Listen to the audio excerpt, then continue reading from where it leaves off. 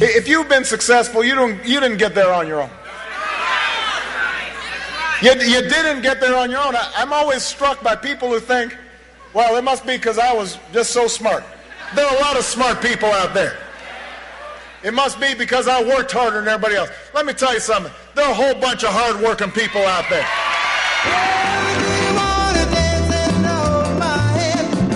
Well, here we go with round two of the naked Marxist exhibiting himself under the stress of the campaign. Welcome to the Savage Nation.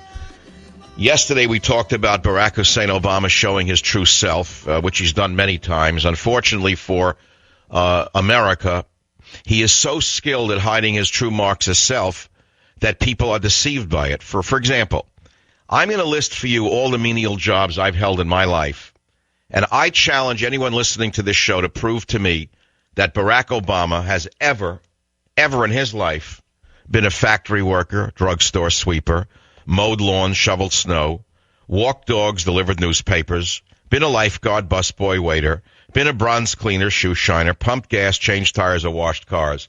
Those are just some of the menial jobs I, Michael Savage, have held in my life as a young kid and as a teenager to make enough money to, keep things going, whatever, for myself, to go to college, to help out with what my parents gave me the ability to go to college. But I had to support myself while going to college.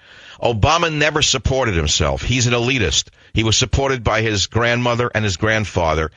And yet he gets away with, I'm a poor black man.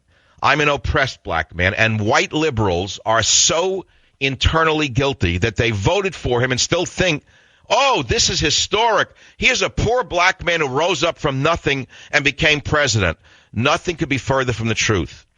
But it's not about whether he was poor or rich. I'm glad he didn't have to be a factory worker or mow lawns or shovel snow or walk dogs or deliver newspapers or be a busboy and work 16 hours a day or shine shoes or pump gas or change tires or wash cars. I'm glad that he had a rich grandmother or a hardworking grandmother so he could go to Occidental College and, blow dope and snort coke and have a good time and then go on to Columbia and party until he discovered that he was really going to get farther by identifying with his black roots and pretending to be an oppressed minority. Look how it's worked for him.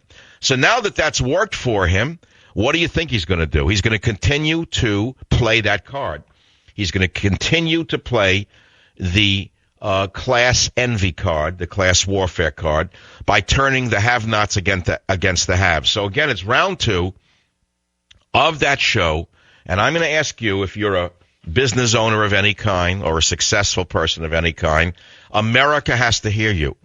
Did the government put you where you are, or in fact, did you have to, let us say, get around regulations and red tape to get where you are?